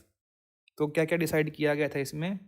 The factum of demand of bribe by public servant must be proved beyond reasonable doubt. ये बिल्कुल ठीक है। Punishment in case of multiple proven case of bribe must fall under purview of section 14 of POCA. ये wrong है। To invoke the presumption of section 20, the demand of bribe must be proved by prosecution. ये correct है, ये discuss किया हुआ है। May recovery of tainted money is insufficient if the essential element of demand is not conclusively proved. Demand prove नहीं, tainted money है, मान लो कहीं और से आया हो, उसका ऑफेंस का नहीं है, किसी और से लिया है, उधार लिया हुआ है, लोन लिया हुआ है, ठीक है ना, तो वो प्रूव करना ज़रूरी है। तो इसमें क्या डिस्कस नहीं हुआ, B, B is the answer. Next question number 94. Which of the following statements under the CVC is are correct? The Central Vigilance Commission has powers of civil court trying a suit under CVC. बिल्कुल ठीक है। कहाँ mention है in section 11 of CVC act. फिर है the director of inquiry appointed by central government for conducting preliminary inquiries referred to the commission by the Lokpal shall be any officer with a minimum 10 year of experience in services of Union of India. ये wrong है। इसमें क्या होता है, officer क्या होता है, not below the rank of joint secretary in central government, ठीक है ना। ये सेक्शन 11A में मेंशन है। लोकपाल की डेफिनेशन क्या है, इन सेक्शन 2DA में मेंशन है, और अपॉइंटमेंट के लिए कहाँ है, section 3(1) of Lokpal Lokayukta act, ठीक है ना। तो इसमें जो है 1 ठीक है, 1 only A is the answer. Next is 95. The committee recommending the appointment of CVC consists of PM होते हैं, minister of home affairs, yes, and leader of opposition होते हैं। सीजीआई नहीं होते हैं सीवीसी के अपॉइंटमेंट में, तो ये रॉन्ग हो गया। 3, 1, 2, 4 आंसर है, बी इज दी आंसर। कहाँ मेंशन है? In section 4 of CVC act. Next is 96, The Central Vigilance Commission shall consist of Central Vigilance Commissioner at least 3 या फिर not more than 2 या फिर 3 Vigilance Commissioners not more than 3। देखिए अब confuse कर दिया ना, 3 जगह लिख दिया और सोचेंगे भाई इसमें से ही आंसर होगा, लेकिन आंसर क्या है? Not more than 2 vigilance commissioners. कहाँ मेंशन है? Section 3 sub section 2 clause B में, 20 में आंसर रहेगा।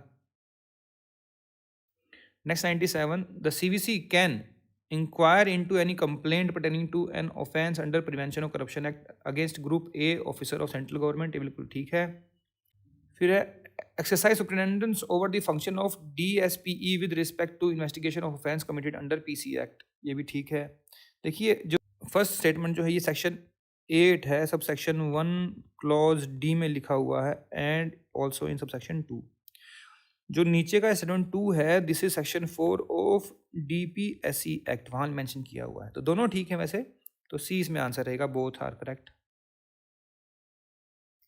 Next is 98, which one of the following statement with respect to Delhi Special Police Establishment Act is correct? The director under section 4A is appointed by the central government on the recommendation of a committee consisting of PM and a judge of Supreme Court nominated by CJI। ये देखिए मैं कहूँगा थोड़ा question ठीक नहीं बनाया ना, confuse करने के लिए बना तो देते हैं, लेकिन ये सोचते नहीं कि भाई ये भी ठीक हो सकता है, ये बिकॉज ये भी इंक्लूडेड है, इसमें लिखा हुआ है CJI और एनी जज of supreme court nominated by him. अब यहाँ लिख दिया पीएम एंड ए जज, तो इसका मतलब ये स्टेटमेंट गलत हो गई, ऑप्शन ही नहीं है ना सीजीआई के लिए। फिर है director appointed under DPSE can hold office for a maximum period of 6 year. Maximum कितना पीरियड है? 5 ईयर। मिनिमम 2 ईयर के लिए करते हैं तो 5 ईयर है। कहाँ मेंशन है? ये section 4B of DPSC act, और ये फर्स्ट स्टेटमेंट ये है 4A लिखा ही हुआ है। फिर director can be granted extension after initial appointment in the prescribe manner. ये ठीक है, 4B के प्रोवाइजो में लिखा हुआ है, ठीक है ना। 5 साल तक जो है एक्सटेंशन मिल सकती है and 1 year at a time. फिर central government can transfer director on the recommendation of CGI. ये रॉन्ग है, जो कमिटी होगी इन सेक्शन 4A वही ट्रांसफर कर सकती है। तो इसमें से करेक्ट कौन सा हुआ? फिर C is the answer. Next is 99. Which one of the following is not correct? DPSC can investigate offences in UT of Chandigarh. ये बिल्कुल ठीक है। कैसे? DPSC can investigate, CBI जो है वो कहीं भी इन्वेस्टिगेट कर सकती है in any UT mention in section 2 of DPSC act. और इसके लिए आप देख सकते हैं जूरिसडिक्शन ऑफ CBI नोटिफिकेशन है, ये 7/2/2019 की रीनोटिफिकेशन आई थी, ठीक है। फिर है DPSC can investigate all kind of offences, no, only offences notified by central government. तो सेक्शन 2 के सब सेक्शन 1 में लिखा हुआ, तो ये रॉन्ग हो गया।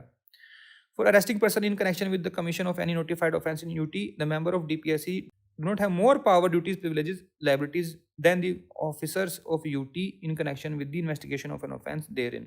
ये बिल्कुल ठीक है, जो स्टेट वाले पुलिस ऑफिसर की जो पावर होती हैं वही सेम रहती हैं, तो ये बिल्कुल ठीक है। कहाँ मेंशन है? सेक्शन 2 सब सेक्शन 2 में लिखा है do not have more power, मतलब सेम पावर्स हैं। फिर नेक्स्ट है no member of DPSC below the rank of sub inspector can exercise in any UT power of officer in charge police station. ये बिल्कुल ठीक है, mention in section 5 sub section 3 of DPSC Act. तो wrong कौन सा हुआ इसमें? B is the answer. Next is 100, the superintendence of Delhi special police establishment vest in, कहाँ वेस्ट होती है? सेंट्रल गवर्नमेंट में। Central government in all matters except those investigating of offence alleged to have been committed under PC act. ये बिल्कुल ठीक है। ये section 4 sub section 2 है। CVC in all matters relating to investigation of offence alleged to have been committed under PC act, ये sub section 1 है। फिर है administrator of UT in matters relating to terms and condition of service of members. ये wrong है, तो 1 and 2 इसमें ठीक है, तो बी इसमें आंसर हो जाएगा। Next is 101, the administration of DPSC vest in director appointed under DPSC Act. ये बिल्कुल ठीक है, mention in section 4 again and subsection 3। फिर director of establishment in respect thereof has power exercisable by IG of a state specified by central government, ये बिल्कुल ठीक है। तो बोथ ही हो गए, again C is the answer. Next 102, a cyber cafe owner is asked to provide subscriber information to a law enforcement agency. According to Information Technology Act, what is the owner's legal obligation? क्या obligation होगी? Extend all facilities and technical assistance to the agency, यही है। To obtain the user's consent before, consent की जरूरत नहीं है। To provide information based on 69, ये mention नहीं किया हुआ, ये भी mention नहीं किया हुआ। Based on the order of control, no। तो ए ही इसमें आंसर रहेगा।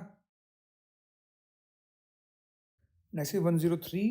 Under Section 3(2) of IT Act, the authentication of electronic records cannot be effected by use of asymmetric crypto system and use of public-private key.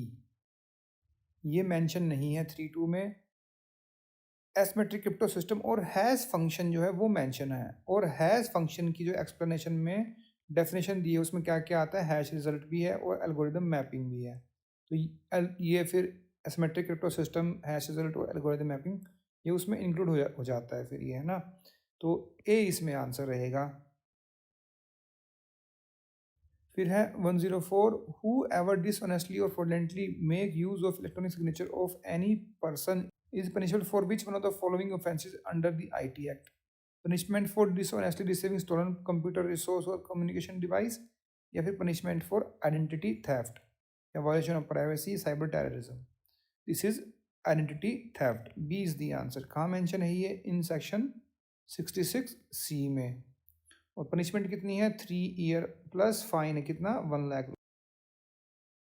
Next is 105. Under the IT Act, a person who on behalf of another person receives, stores or transmits a record is considered to be an intermediary, originator, licensor, receiver. Intermediary, A is the answer. कहाँ mention है? In section 2 subsection 1 clause W में in IT Act.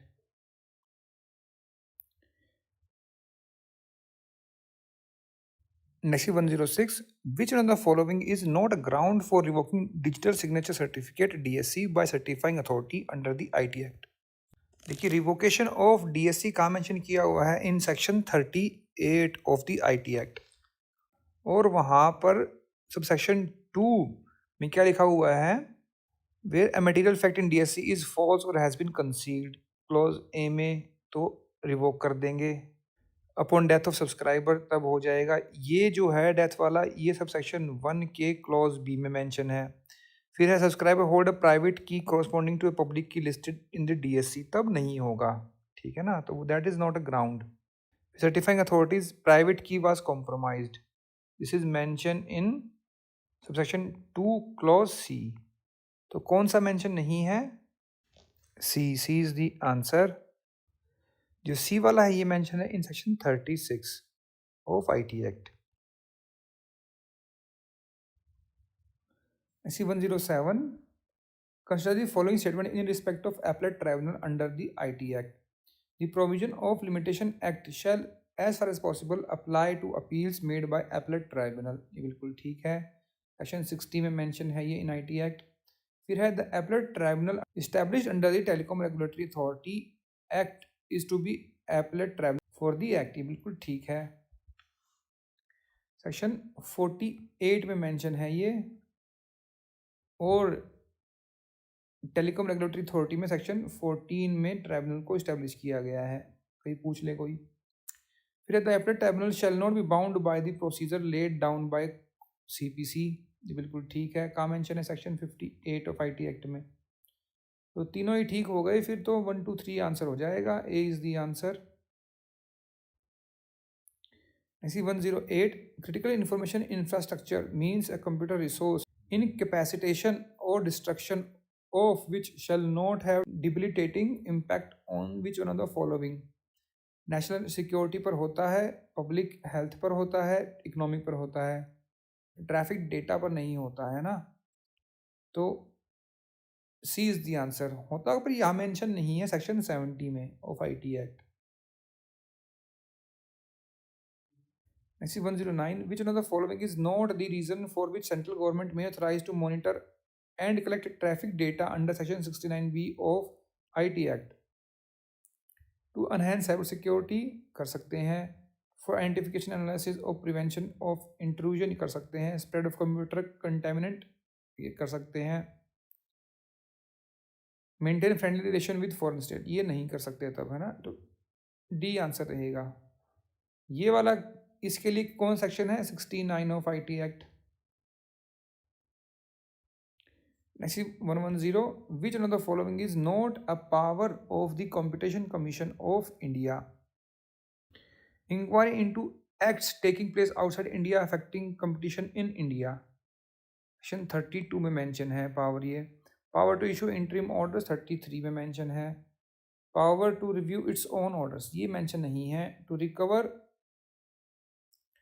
Any monetary penalty from any person against हुम penalty was impose, section 39 of Competition act.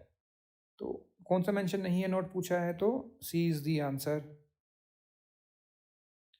Next 111, competition commission shall have regard to which one of the following factors while determining whether an agreement has an appreciable adverse effect on competition under section 3 of competition act। देखिए ये है section 19 और subsection 3 adverse effect as per section 3, ठीक है। फिर economic power of enterprise including commercial advantage over competitors, ये section 4 abuse of dominant position उसमें adverse effect करता है। सेक्शन 19 सबसेक्शन 4 के क्लॉज डी में मेंशन किया हुआ है ये। फिर size and importance of competitor, ये भी सबसेक्शन 4 के क्लॉज सी में मेंशन है। Market structure and size of market, ये सबसेक्शन 4 के क्लॉज जे में मेंशन है। तो 3 वाला कौन सा है? Driving existing competitors out of the market, C is the answer. थोड़ा डीप क्वेश्चन है ये। Next 112, which one of the following is not considered as an anti competitive agreement under section 3(4) of the Competition Act 2002? Resale price maintenance है, refusal to deal है, exclusive distribution agreement है, predatory pricing, this is mention in section 4 of Competition Act for abuse of dominant position. तो ये वाला 3(4) में नहीं आता, तो डी इसमें आंसर हो जाएगा।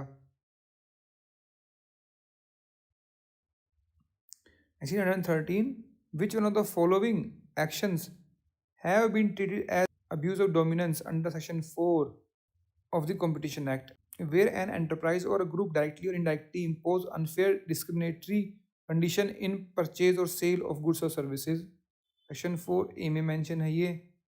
फिर है where there is requirement that the purchaser of good service as a condition for purchase to purchase some other distinct goods or services, ये क्या होता है? ये tie in arrangements हैं, ये इसमें नहीं आएगा। फिर है where there is indulgence practices resulting in denial of market access in any manner, ये 4 के क्लॉज सी में मेंशन किया हुआ है। तो 1 और 3 इसमें ठीक है, तो ये रहा 1 और 3, D is the answer.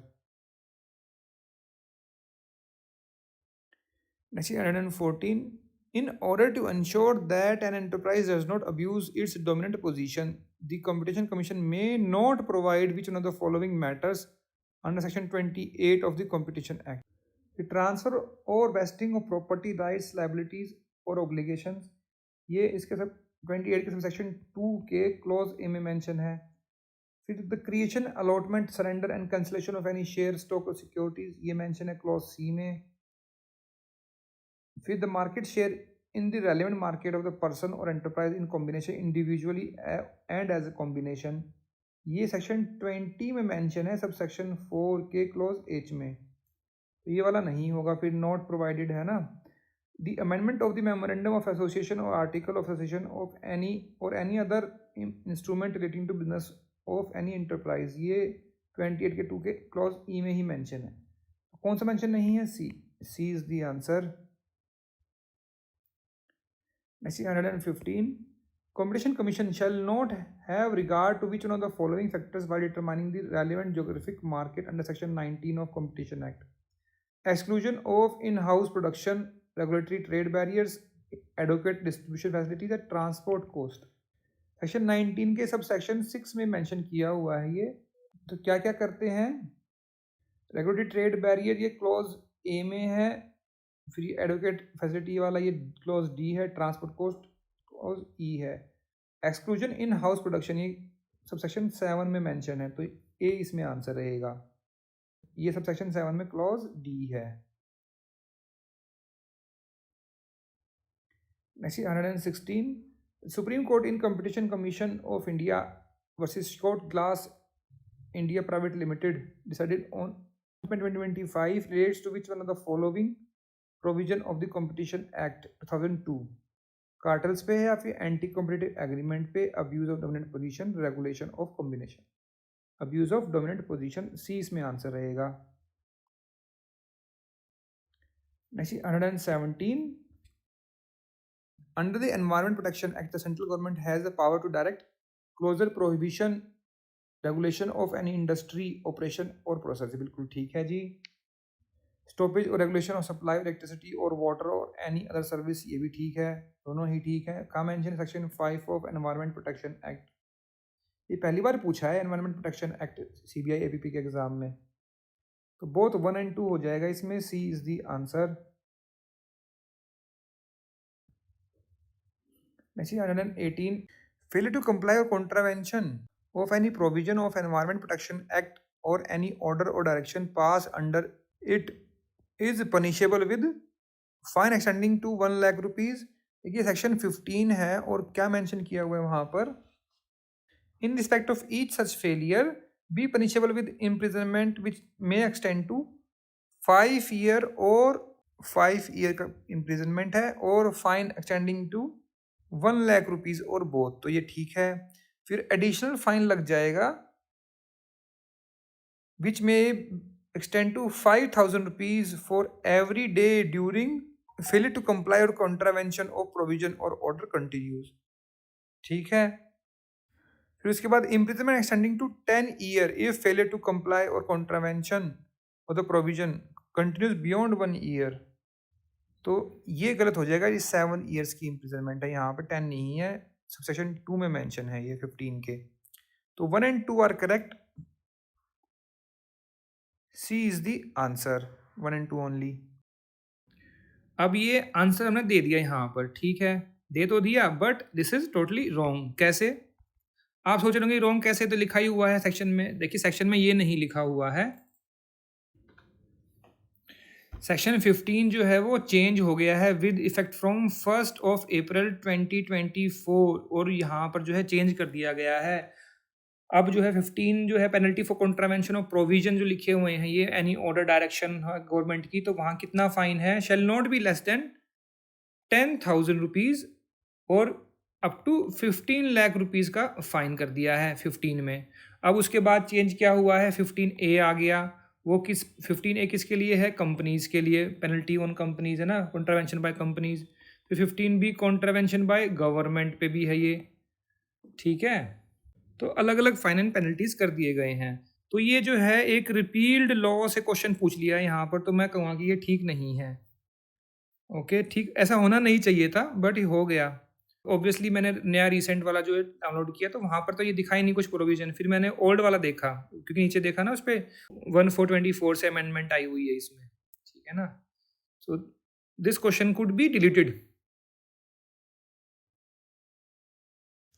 Next is 119. No court shall take cognizance of any offence under Environment Protection Act except on the complaint made by central government or any authority or officer authorized in this behalf by the central government. ये section 19, ये बिल्कुल ठीक है। Any person who has given notice not less than 30 days, 30 नहीं, यहाँ पे 60 days का notice देना पड़ता है। एक्चुअली 2 months का नोटिस होता है ना गवर्नमेंट को, ये तो हम CPC में भी पढ़ते हैं, तो वही चीज़ यहाँ पर भी है, सेक्शन 19 में ही मेंशन है ये, तो इसमें 1 only, A is the answer. Next 120. Which one of the following statement is not correct? Environment Protection Act 1986 was enacted to take appropriate steps for the protection and improvement of environment. ये बिल्कुल ठीक है, ये तो preamble में ही लिखा हुआ है इस एक्ट के। बी है एनवायरमेंट पोल्यूशन। एनवायरमेंट की डेफिनेशन सेक्शन 2A में प्रोवाइड है, एनवायरमेंट पोल्यूशन की है सेक्शन 2C में। Means the presence in the environment of any solid, liquid, gaseous substances in such concentration as may be injurious to human beings. Not to human beings but to environment. और उसमें क्या क्या आते हैं, human beings plus living creatures, plants, animals, ठीक है ना, तो ये रॉन्ग हो जाएगा। हजार्डस सब्सटेंस की डेफिनेशन है section 2E of Environment Protection Act, means any substance और preparation which is liable to cause harm not only to human being but also to other living creatures, plants, micro organism, property और even the environment. ये बिल्कुल ठीक है। फिर है D, for the purpose of offence under environment Protection act company includes firm association of individuals, बिल्कुल ठीक है। ये सेक्शन 15, ये जो है सेक्शन 16 के सब सेक्शन 2 के एक्सप्लेनेशन में लिखा हुआ है कंपनी की डेफिनेशन, ठीक है। तो इसमें से नॉट करेक्ट कौन सा हुआ, 2, so B is the answer. So friends, here we have discussed all the questions of UPSC CBI PP exam of 2025 which was held on 11 January 2026। अगर आपको इसमें कोई कमी लगी हो, कोई सजेशंस हो, कोई एडवाइस हो, तो आप जो है कमेंट सेक्शन में जाकर भी लिख सकते हैं। We always appreciate your comments. And अगर आपको कोई क्वेश्चन गलत लग रहा है तो आप जो है टाइम लिख दीजिए, जो भी टाइम आ रहा है वीडियो में वो आप लिख देंगे तो हमें वो पता चल जाएगा कि यहाँ पर जो है क्वेश्चन को रिकन्सिडर करने की ज़रूरत है। एंड इफ़ इट नेसेसरी हम उसको रेक्टिफाई भी करेंगे। We always appreciate people who tell us our drawbacks and mistakes. And अगर आपको वीडियो अच्छी लगी हो तो ज़रूर लाइक कीजिएगा, शेयर कीजिएगा अपने फ्रेंड्स के साथ और चैनल को सब्सक्राइब करना ना भूलें। एंड अगर आपको वीडियो और भी अच्छी लगी हो, हमारे एफर्ट्स अच्छे लगे हो, तो kindly give us a super thanks. Super thanks is just a way to appreciate the content creator. So friends, देखते रहिए हमारे वीडियोज़ को, मिलते हैं नेक्स्ट वीडियो में। Thank you, thanks very much for watching this video.